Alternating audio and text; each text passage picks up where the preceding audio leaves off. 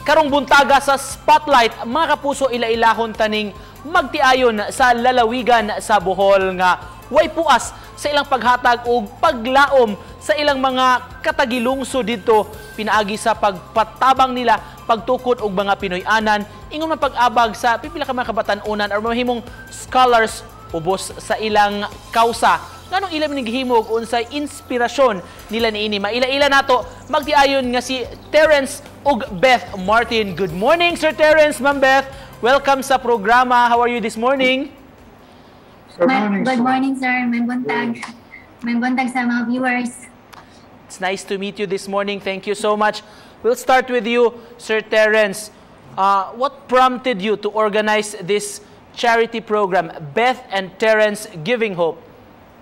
Actually, we went on one trip with my brother-in-law. Beth's brother is a pastor, and we went with him on a counseling session where he was counseling a paralyzed man. And when we went there, the pitiful conditions that the man was living in, and first of all, we just thought that we would buy him a bed.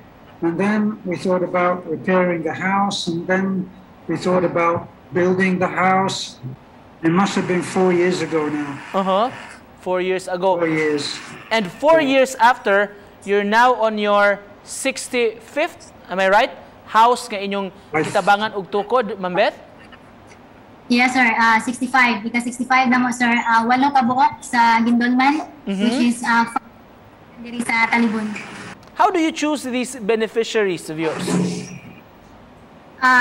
Kami si Terence Gibbs, sir, is mangunay ug adto sa pamilya among tanawon ng sitwasyon ug kung sa angayan ba gyud kay na may uban nga mo na nga ma'am tukori ko magpatukod og balay ug adto na mo sa ilang balay is arang-arang pa. So mo check sa pamilya. Ang among yung priority, sir, is mga bata nga mga pamilya ba nga daghang mga bata. Kay mamang ginayamong kuan nga ang mga bata gyud is mo maka-benefit sa nasa safe na lugar, nakatulgan o secure. Ug para sa impormasyon sa mga nagtan-aw nato, Ma'am Beth, Sir Terence, concrete ni nga mga houses ang inyong gipangtukod sa inyong mga beneficiaries?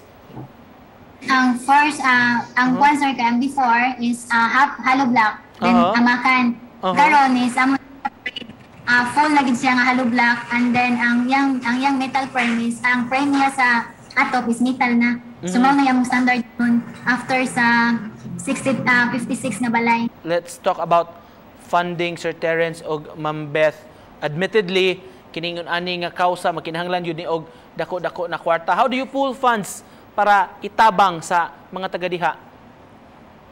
So right now we're supported by a foundation in America, and we've recently had inquiries and a donation from a foundation in Malaysia.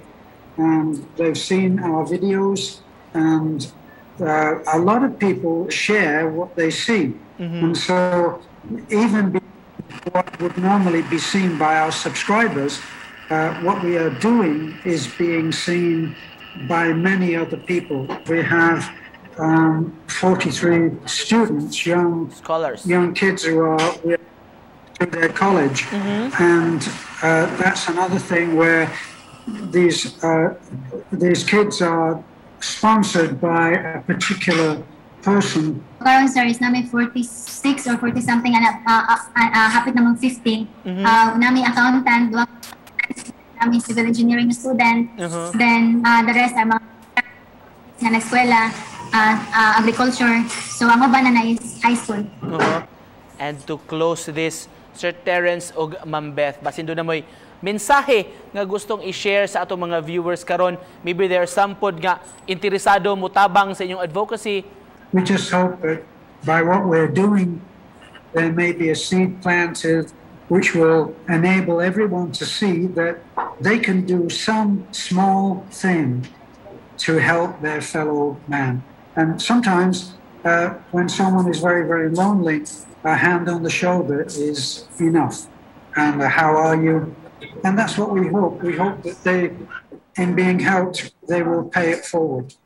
Thank you so much for sharing your advocacy sa atong mga kaigsuonan og of course among pagsaludo kaninyo sa inyong dalaygon kay nga buhat mga kapuso. Si Ma'am Beth ug si Sir Terence Martin gikan sa Bohol. Daghan kayong salamat. Thank you, sir. Thank you. Thank you.